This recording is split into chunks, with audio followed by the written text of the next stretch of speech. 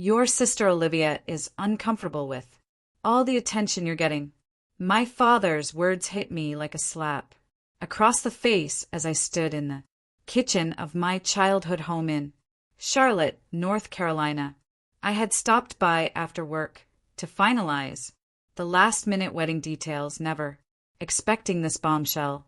"What are you saying, Dad?" I asked, though the sinking feeling in my stomach already knew where this conversation was heading. Donald Hamilton, my father, shifted uncomfortably in his chair, avoiding my eyes. "I've been thinking about the wedding, and I don't think I should walk you down the aisle. Olivia feels like you're getting too much attention, and it's making her uncomfortable. She's been really upset about the whole thing." I stared at him, waiting for the punchline that never came. 2 weeks before my wedding day, and my own father was backing out of one of the most important moments of my life because my younger sister was jealous. "Thanks for showing me who really matters to you," I said quietly, my voice steady despite the rage building inside me. "My name is Charlotte Hamilton, and I'm 28 years old. I work as a marketing director for Sunnindale Financial here in Charlotte, and I've spent years planning what I thought would be the perfect wedding, but apparently perfect doesn't account for family dysfunction and lifelong favoritism. This wasn't the first time Donald had chosen Olivia's feelings over mine, but I never imagined he'd do it on my wedding day. The man who was supposed to love me unconditionally had just proven that his love came with conditions, and apparently those conditions included not making his precious younger daughter feel overshadowed. I felt something crack inside me, not just my heart, but my expectations, my hope that maybe this time would be different. The kitchen fell silent, except for the ticking of the old grandfather clock that had been in our family for generations.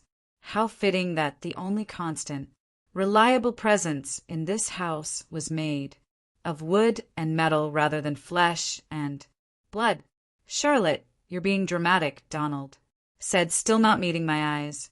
"Olivia is having a hard time right now, and as her father, I need to support her." And as my father, I asked, but he didn't answer. That's when I knew exactly what I had to do. The solution was so obvious I couldn't believe I hadn't thought of it immediately. If Donald Hamilton didn't want to walk me down the aisle, there was someone who had been more of a father to me anyway. Someone who had never once chosen Olivia's feelings over mine. Someone who had earned that honor through decades of unwavering love and support. The revenge I was about to unleash would be poetic in its justice. Growing up, I had always been caught between two father figures. There was Donald, my biological father, who worked long hours at the textile factory and seemed perpetually tired, perpetually distant. Then there was Grandpa Theodore, my mother's father, who had moved in with us after my mother died when I was 8 years old. Theodore Hamilton had been the one to braid my hair for school when Donald was too busy. He attended every parent-teacher conference, every school play, every graduation ceremony. When I had nightmares, it was Theodore who sat beside my bed reading stories until I fell back asleep. When I needed help with homework, Theodore was there with infinite patience. When I got my first job, Theodore celebrated with homemade cake and genuine pride. Donald had always been present physically, but emotionally distant.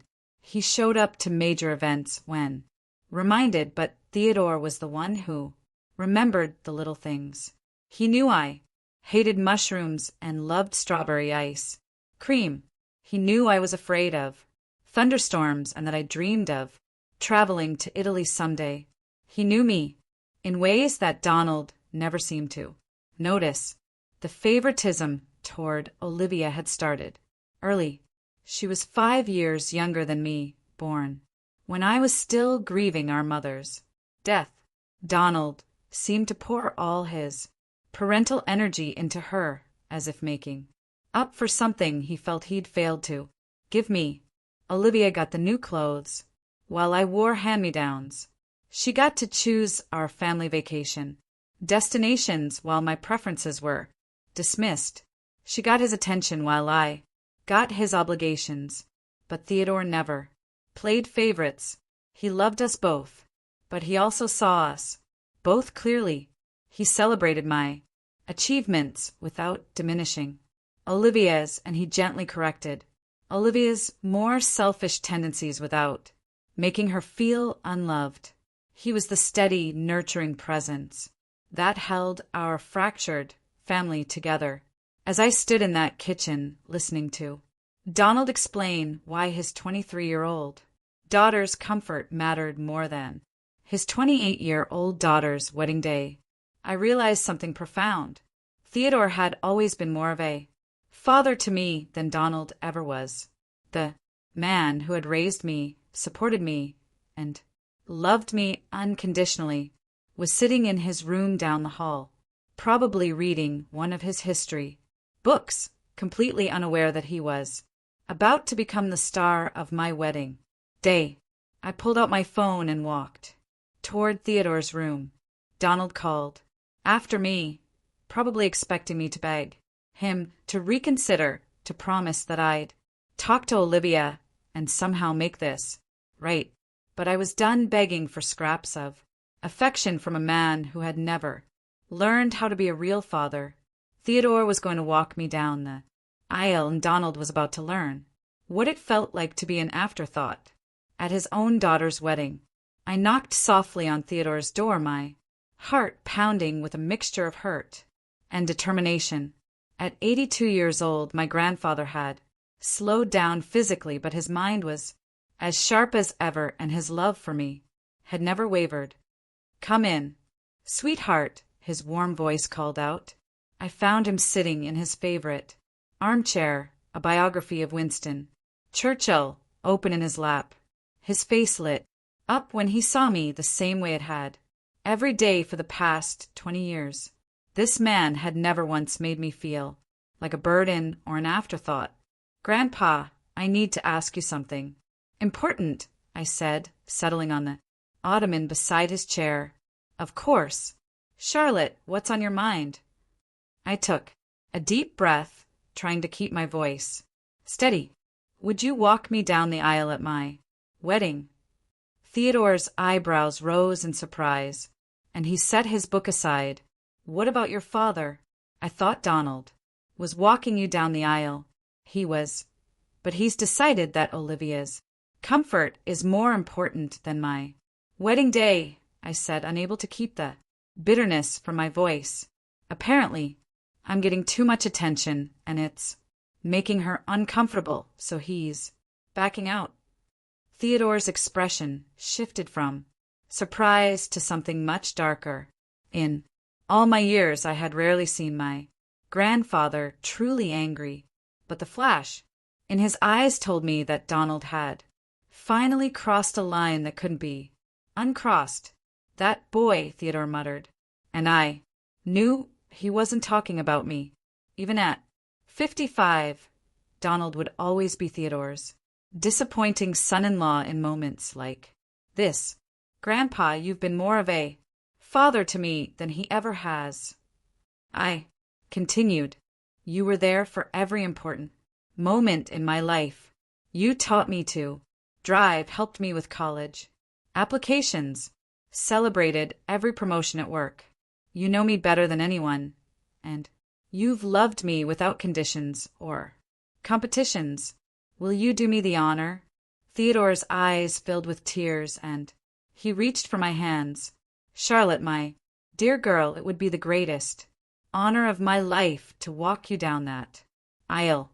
You are the light of my life, and I have watched you grow into the most remarkable woman. Your grandmother would have been so proud." I felt tears streaming down my face, but for the first time in hours they were tears of joy rather than hurt. Thank you, Grandpa. I love you so much.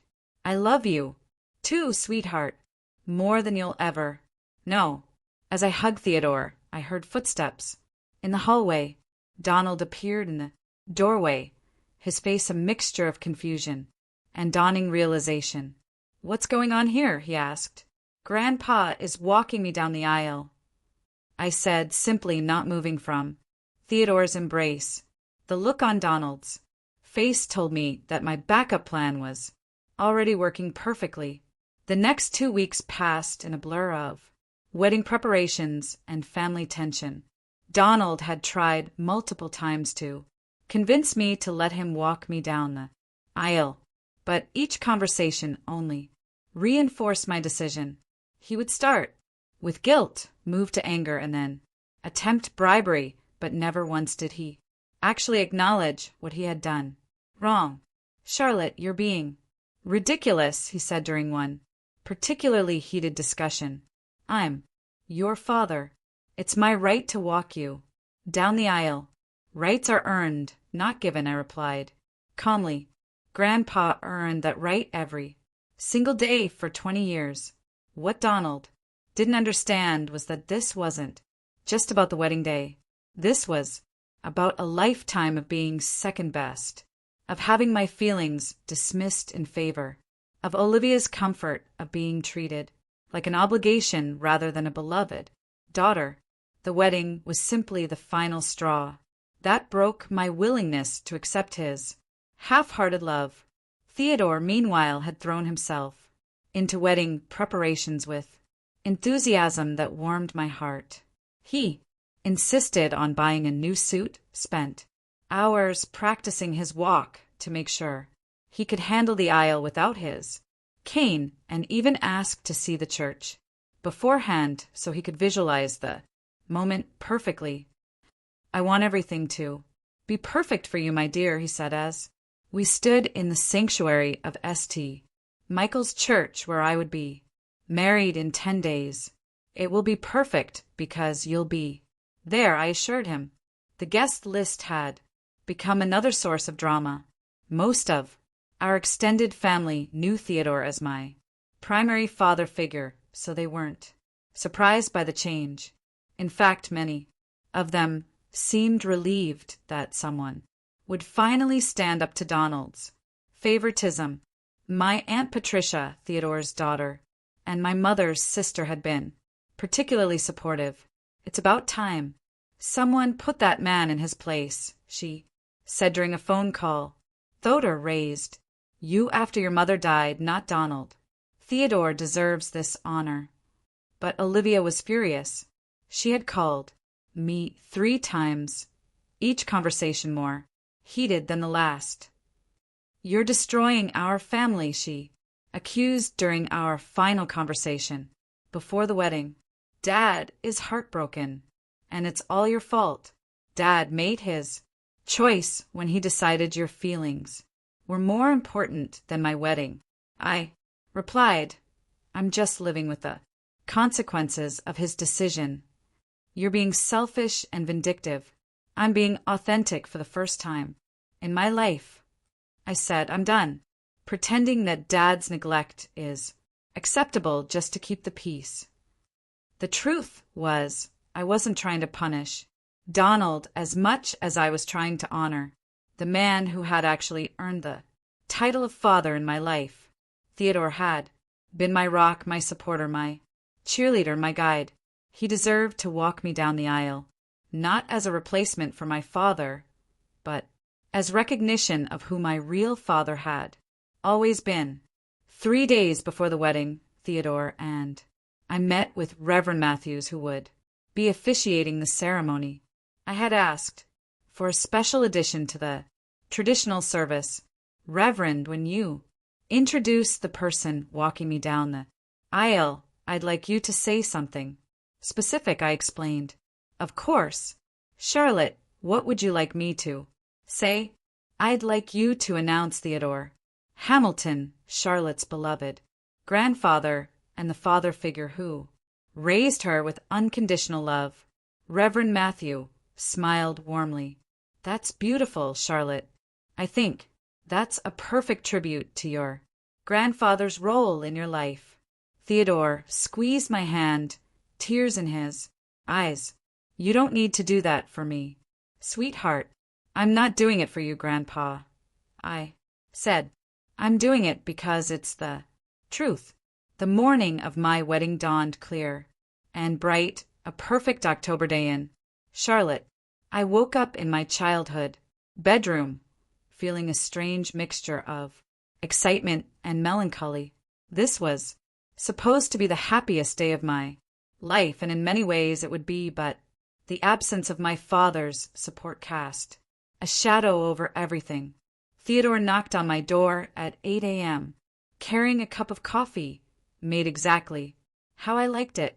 Good morning, beautiful bride, he said, his eyes already bright with pride and joy. Good morning, Grandpa, I said, accepting the coffee gratefully. Are you ready for this?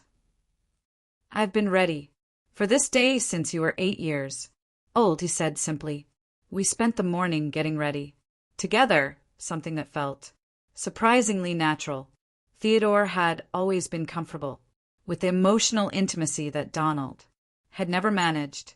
He helped me with my necklace, told me stories about my mother's wedding day, and held my hand when I got nervous about walking down the aisle. Your mother would be so proud of the woman you've become, he said as we looked at ourselves in the full-length mirror, and she would be proud that you chose love over obligation today. At noon, we arrived at the church. I could see Donald's car in the parking lot, and I felt a familiar knot in my stomach. He would be sitting in the congregation as a regular guest, watching his father-in-law fulfill the role he had abandoned. Part of me felt guilty for the humiliation he would experience, but a larger part of me felt vindicated. Actions had consequences, and he was about to experience his. In the bridal room, my maid of honor, Jessica, helped me with final touches to my dress and makeup. She had been my roommate in college and knew the full history of my relationship with Donald and Theodore. Are you having any second thoughts? She asked gently. None at all, I said firmly. Grandpa has earned this moment, and Dad chose to give it up. I'm at peace with my decision. At 2 p.m., the music began. Jessica and the other bridesmaids walked down the aisle, followed by my flower girl, Olivia's 6-year-old daughter, Sophia, who had thankfully been kept out of the adult drama. Then it was time. Theodore appeared at my side, looking distinguished and proud. In his new navy suit, he had traded his usual cane for a walking stick that had belonged to his own father, a family heirloom that made the moment even more meaningful.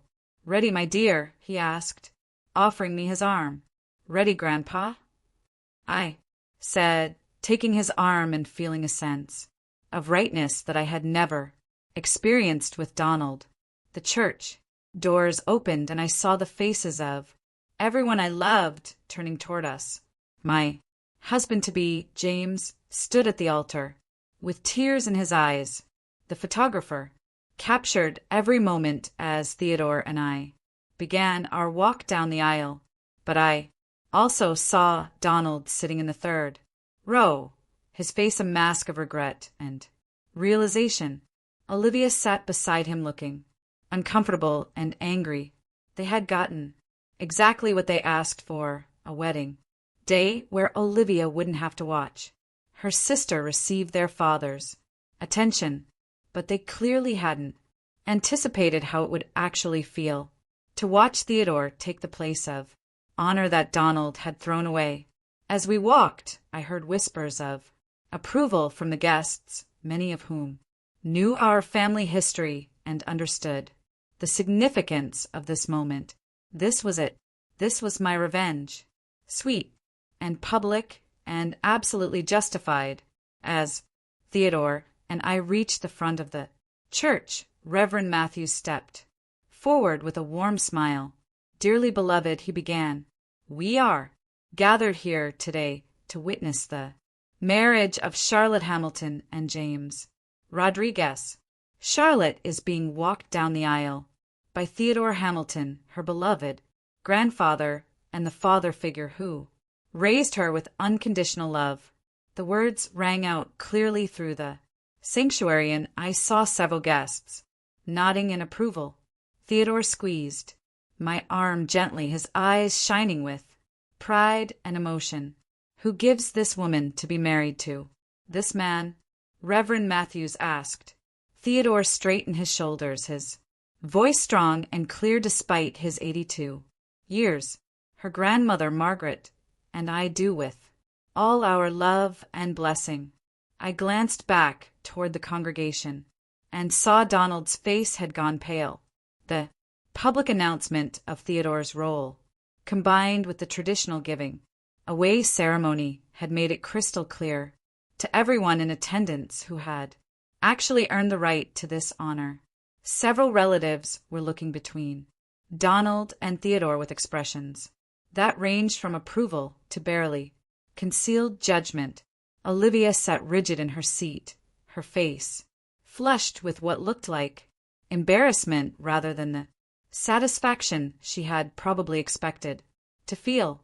She had wanted less attention on me, but instead she had created a situation where everyone in the church was acutely aware of our family drama and Donald's failure as a father.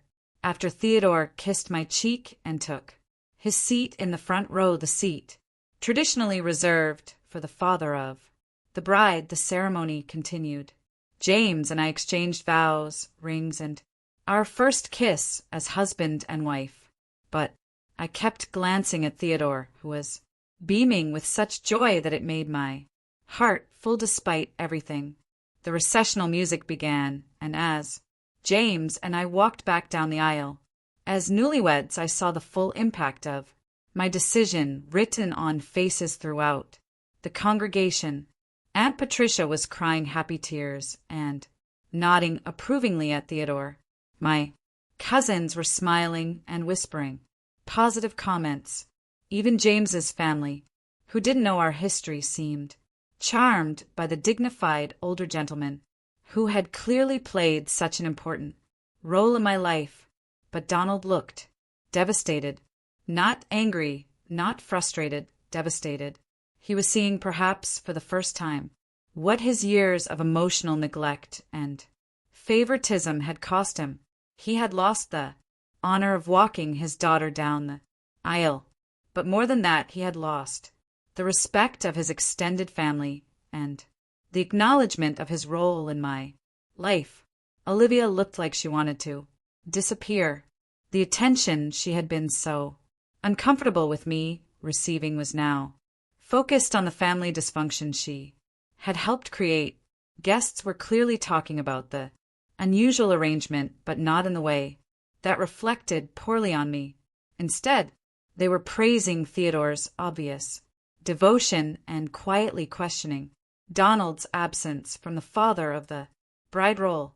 As we reached the back of the church, Theodore caught up with us, moving more quickly than I had seen him move in years. "Charlotte, my dear girl," he said, tears streaming down his face. "That was the most beautiful ceremony I've ever witnessed. I am so proud to be your grandfather and so honored that you chose me for this moment. Thank you for being the father I needed when I needed one," I said, hugging him tightly. Behind us, I could hear the murmur of guests discussing the ceremony, and I knew that the story of Theodore's walk down the aisle would be told and retold at family gatherings for years to come. Donald's absence from his traditional role would become family legend, a cautionary tale about the consequences of favoritism and neglect. My revenge was complete, and it was perfect.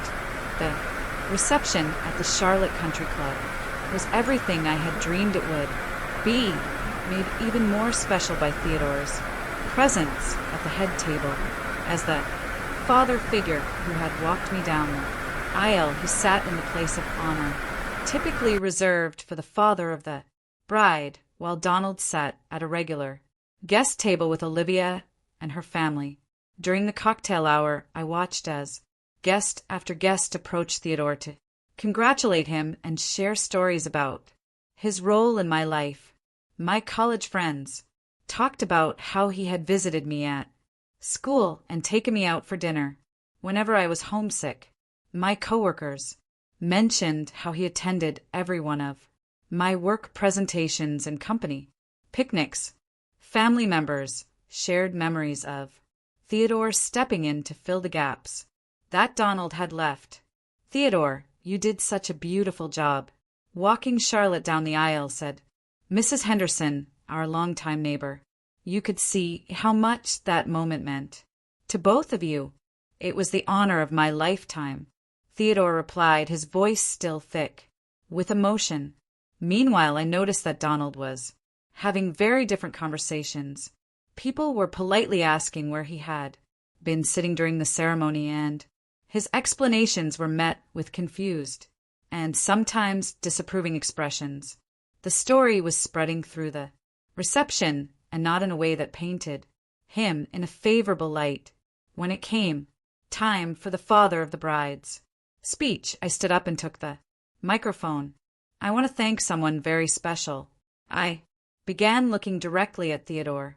"Grandpa, you have been my rock, my guide, and my biggest supporter for the past 20 years. You taught me what unconditional love looks like, and you showed me every day that actions matter more than titles. Thank you for being the father I needed when I needed one most. This day wouldn't have been complete without you by my side." The applause was thunderous, and I saw several guests wiping away tears. Theodore stood up and bowed slightly, his face radiant with pride and joy. As the evening progressed, the full weight of Donald's choice became increasingly apparent. During the traditional father-daughter dance, I danced with Theodore instead, and the DJ announced it as Charlotte dancing with her grandfather Theodore, who raised her and walked her down the aisle today. The symbolism was unmistakable. Every tradition that typically honored the father of the bride was instead honoring Theodore, while Donald sat at his table, looking increasingly isolated and regretful. Olivia had stopped trying to defend their decision and was now staring at her plate, clearly uncomfortable with the attention her manipulation had brought to the family dysfunction. After our dance, several other family members approached Theodore to shake his hand and express their admiration for his devotion to me.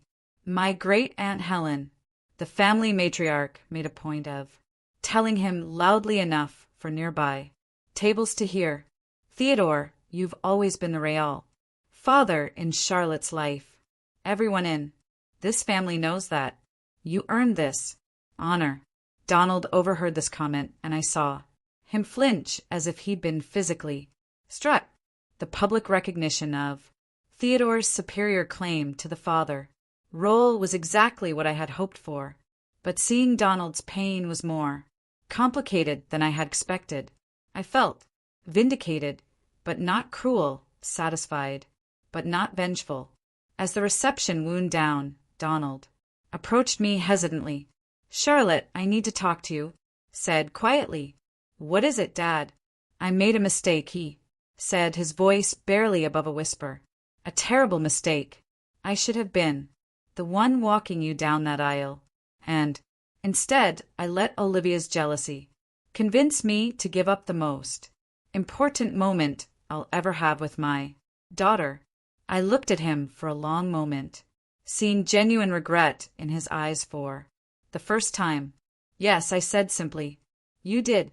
The months following my wedding brought consequences that reached far beyond that single day.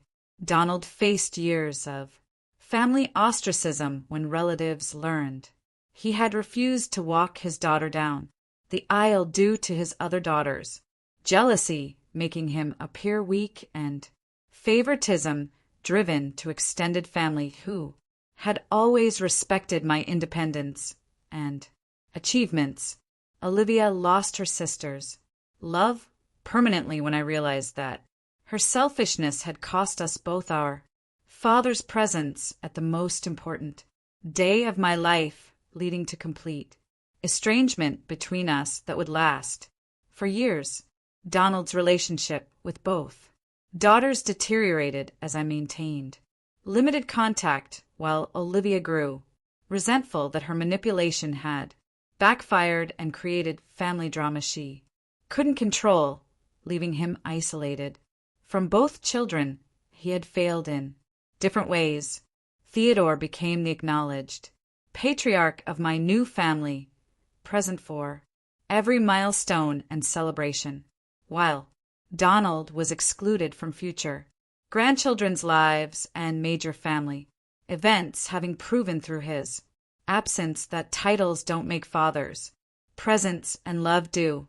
I smiled as I looked through my wedding photos months later, seeing Theodore's radiant face as he walked me down the aisle, surrounded by family and friends who celebrated our bond without reservation, understanding that Donald's rejection had revealed which relationships in my life were built on unconditional love rather than conditional approval. Sometimes losing a disappointing father helps you appreciate the people who truly deserve the title, and I learned that the most satisfying revenge isn't always about punishment. Sometimes it's simply about choosing to honor the love that has always been there waiting to be recognized.